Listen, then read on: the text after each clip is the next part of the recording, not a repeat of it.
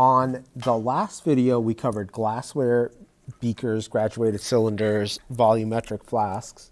Those tools work great when measuring volumes in the milliliter range and above.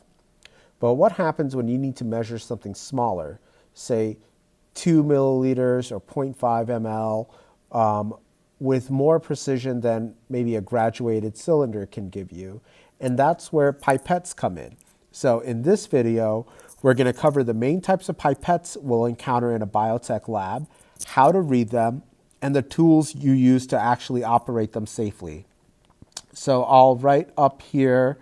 So this video is going to be about pipettes and pipette aids.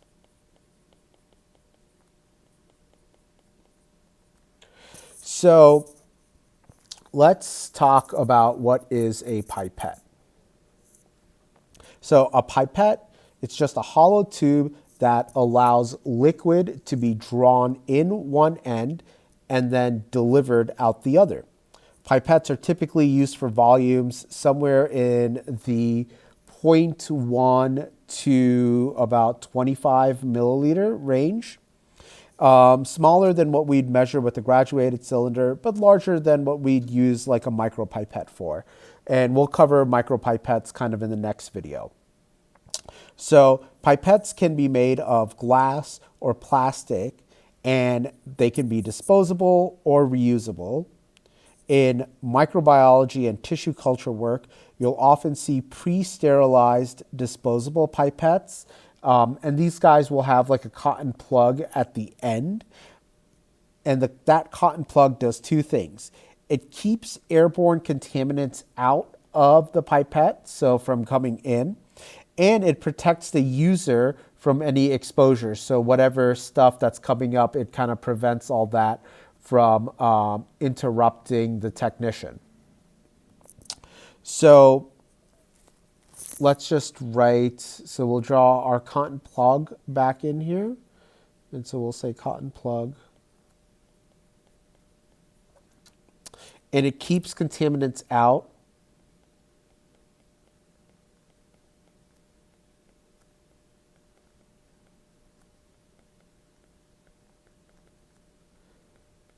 And protects the user.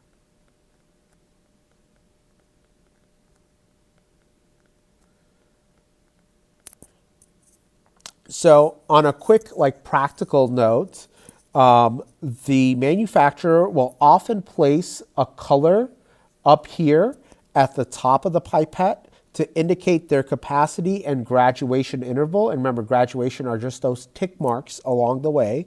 And these are just a fast way to grab the right pipette without having to read that fine print every time.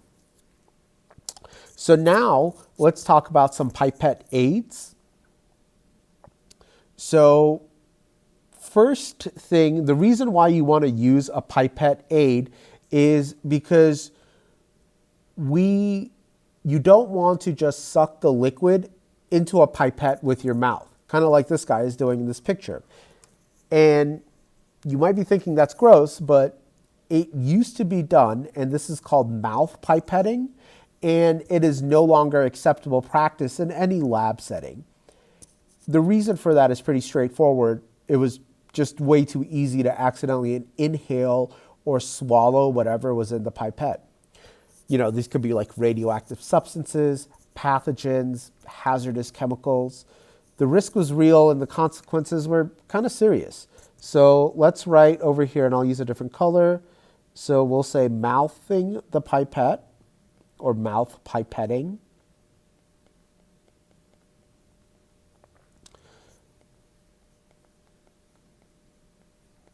So you never want to do that. So use a pipette aid.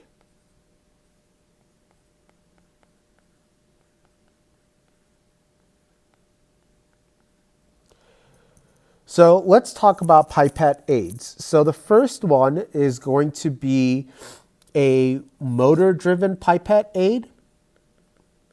And these are really simple. So it has two buttons right here. One is to aspirate the liquid in, and the other one is to expel the liquid out. And with a little practice, it becomes very fast and precise. The second type of pipette aid is this guy right here in red, and this is called a rubber bulb, and this one has 3 valves on it, and these 3 valves are going to be labeled A, S, and E. So to use it, you press A to expel air from the bulb first, then you insert your pipette in down here, and then you're going to press S to aspirate that liquid in, and then you press E to expel that liquid out. And to blow out kind of that last drop, you place your finger right here near the E and you squeeze. So let's label these guys. So A is to expel air. S is to aspirate. E is to expel the liquid.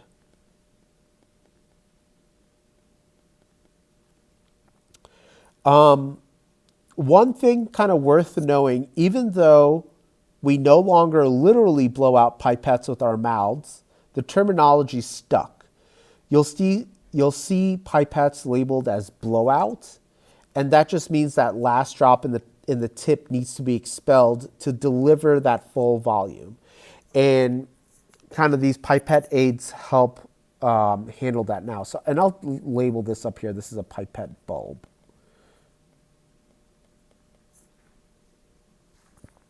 So now let's talk about different types of pipettes. And there are really going to be 3 main types of pipettes. And each one is going to work a little bit differently. So there are these measuring pipettes, and let's use this color. So measuring pipette. And I might have to change the color. And the 2 types of measuring pipettes are going to be Mohr and serological. And so what measuring pipettes are is that these are calibrated with these graduation lines, which means you could use a single pipette to measure more than one volume. Think of it like a graduated cylinder in a tube form. And so of these subtypes, we've got Mohr and serological, and there's a few small differences that comes down to one thing, really, and it's just what happens here at the tip of the pipette. So on serological pipettes, so the serological pipette is going to include the liquid in the tip as part of the measurement. So to deliver the full volume, you have to blow out that last drop using your pipette aid. And you can identify a serological pipette by the band or bands near the top. And that's the manufacturer's way of saying, hey, this is a blowout pipette. So we're going to say serological pipette, the tip is part of the volume.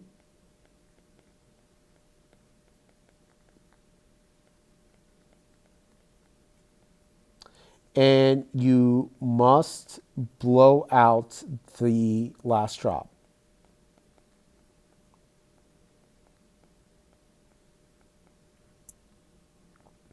A Mohr pipette is going to be a little bit different. The liquid in the tip is not part of the measurement. So you stop dispensing when you reach your target graduation mark and you don't blow it out. So we'll say over here, Mohr. The tip is not part of the volume.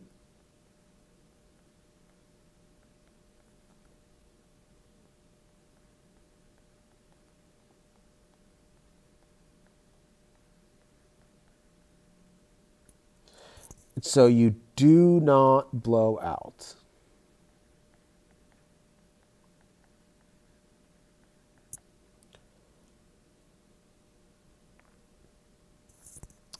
And then let's come down to the third type of pipette, and this is going to be called a volumetric transfer pipette.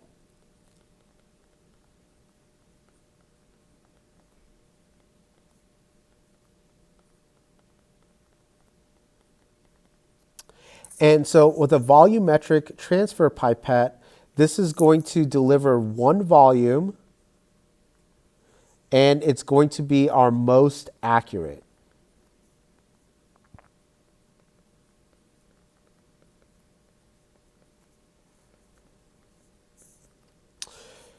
So in this, you'll recognize it's got this very distinctive shape. There's a large bulb in the middle of the tube, and that bulb is where that calibrated volume is kind of held. Similar to the volumetric flask that we covered in the last video, each volumetric transfer pipette is made for exactly one volume. It is the most accurately calibrated pipette type available, and it's used really when precision matters. So these pipettes are kind of calibrated to deliver, meaning you fill to the capacity line and let the liquid drain out naturally into that receiving vessel without touching the walls, and you don't blow them out. And you always want to, the other thing with these is you want to check the tip for any cracks or chips before using one. So I'll kind of write some of these instructions out over here. So you're going to fill to the capacity line. You're going to let it drain naturally.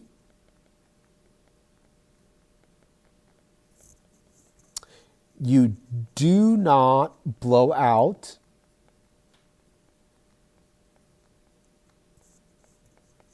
And the big thing is you want to check the tip for any damages or chips.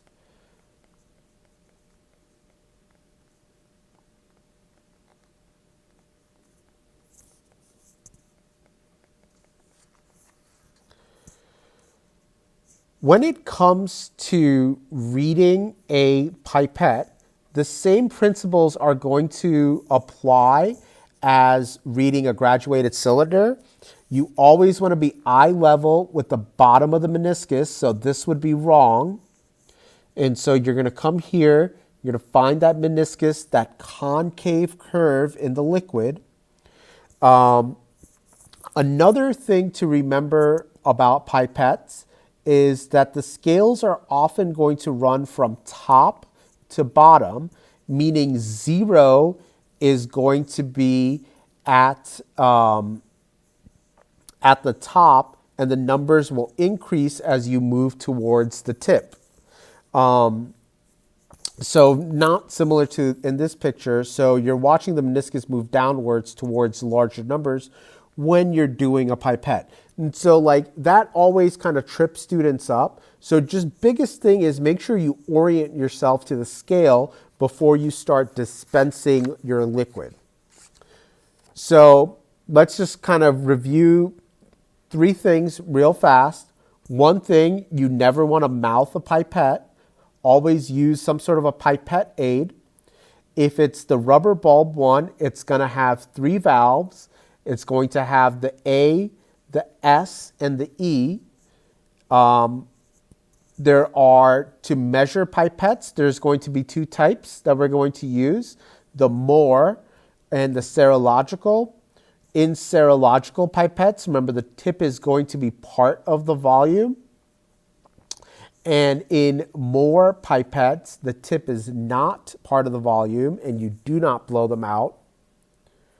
Volumetric pipettes, these are going to have this bulb in the center, and these are going to deliver one specific volume, and this will have the highest accuracy.